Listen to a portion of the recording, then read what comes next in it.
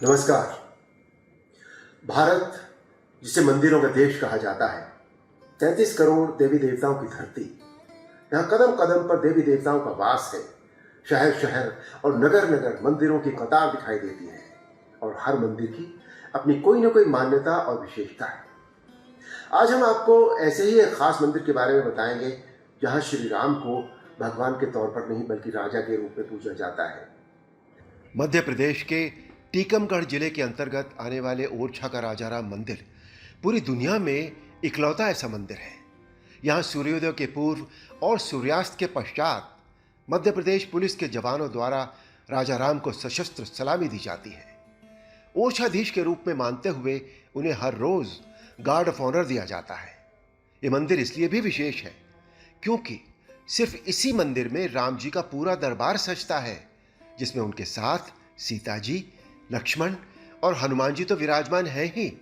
उसके अलावा यहां श्री राम के परम सखा महाराज सुग्रीव और उनके मंत्री जामवंत की प्रतिमाएं भी हैं। इसके पीछे जो कहानी है उसके अनुसार एक दिन ओरछा नरेश मधुकर शाह, जो कृष्ण भक्त भी थे, उन्होंने अपनी पत्नी कुंवरी गणेश से कृष्ण उपासना के इरादे से वृंदावन चलने को कहा, लेकिन महारानी राम भक्त थी, इसलिए उन्होंने वृंदावन जाने से मना कर दिया। क्रोध में आकर राजा ने उनसे कहा, यदि तुम इतनी राम भक्त हो तो जाकर अपने राम को ओरछा ले आओ। महारानी ने भी इस बात को हृदय पर ले लिया और अयोध्या पहुंचकर सरयू नदी के किनारे लक्ष्मण किले के पास अपनी कुटी बनाकर साधना आरंभ कर दी। अयोध्या में उन्हीं दिनों संत तुलसीदास भी साधना में लीन थे। महारानी उनके पास आशीर्वाद लेने के लिए गई। तुलसीदास जी का आशीर्वाद पाकर महारानी की आराधना और भी बढ़ती गई, लेकिन महारानी को कई महीनों तक राजाराम के दर्शन नहीं हुए। अंततः वो निराश होकर अपने प्राण त्यागने की मंशा से सरयू की मझधार में कूद पड़ी और गहराई में जाकर उन्हें राजाराम के दर्शन हुए। जब महारानी ने उनसे अयोध्या चलने का निवेदन किया तो राजाराम ने स्वीकार कर लिया, लेकिन उन्होंने इसके साथ 3 शर्तें भी रखी, जिनमें पहली शर्त थी कि यह यात्रा पैदल होगी, दूसरी शर्त यात्रा केवल पुष्य नक्षत्र में होगी और तीसरी शर्त राजाराम की मूर्ति जिस जगह रखी जाएगी वहां से फिर वो उठेगी नहीं बल्कि पूरी तरह स्थापित हो जाएगी। महारानी ने शर्तें मान ली और राजा को संदेश भेजा कि वो राजाराम को लेकर ओरछा आ रही हैं। राजा मधुकर शाह ने राजाराम की मूर्ति को स्थापित करने के लिए भव्य चतुर्भुज मंदिर का निर्माण कराया। जब महारानी ओरछा पहुंची तो उन्होंने यह मूर्ति अपने महल में रख दी और यह निश्चित हुआ कि शुभ मुहूर्त में मूर्ति को चतुर्भुज मंदिर में रखकर उसकी प्राण प्रतिष्ठा की जाएगी। लेकिन श्री राम की मूर्ति ने चतुर्भुज मंदिर में जाने से मना कर दिया। कहते हैं कि राम यहाँ बाल रूप में आए थे और अपनी माँ का महल छोड़कर वो मंदिर में कैसे जा सकते थे, और तब से लेकर आज तक राम इसी महल में विराजमान है और उनके लिए बना भव्य और विशाल चतुर्भुज मंदिर आज भी वीरान पड़ा है। ये मंदिर आज भी मूर्ति विहीन है। एक और संयोग है कि जिस संवत 1631 में जिस दिन राजाराम का ओरछा में आगमन हुआ, संत तुलसीदास द्वारा उसी दिन रामचरितमानस का लेखन भी पूरा हुआ था। श्री राम की जो मूर्ति ओरछा में स्थापित है उसके बारे में कहा जाता है कि जब राम जी वनवास जा रहे थे तो उन्होंने अपनी एक बाल मूर्ति माता कौशल्या को दी थी। माता कौशल्या उसी मूर्ति को बाल भोग लगाया करती थीं और जब श्री राम अयोध्या लौटे तो कौशल्या ने वो मूर्ति सरयू नदी में विसर्जित कर दी। यही मूर्ति महारानी कुंवरी गणेश को सरयू की गहराई में मिली थी और उन्होंने उसे ओरछा में लाकर स्थापित कर दिया था।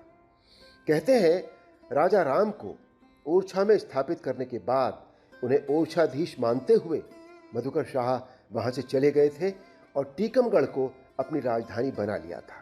मंदिर के पुजारी और स्थानीय लोगों के अनुसार इस मंदिर की एक और कहानी है।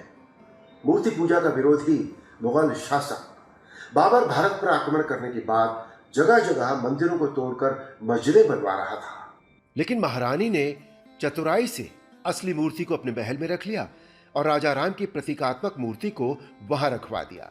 इसीलिए आज भी वो मूर्ति सलामत है। इस मंदिर के बारे में एक और मान्यता है।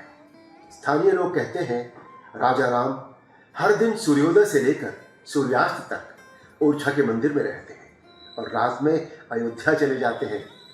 कुछ लोगों का तो यहाँ तक कहना है कि ये बहुत चमत्कारिक है और इस बात के प्रमाण भी मिलते हैं।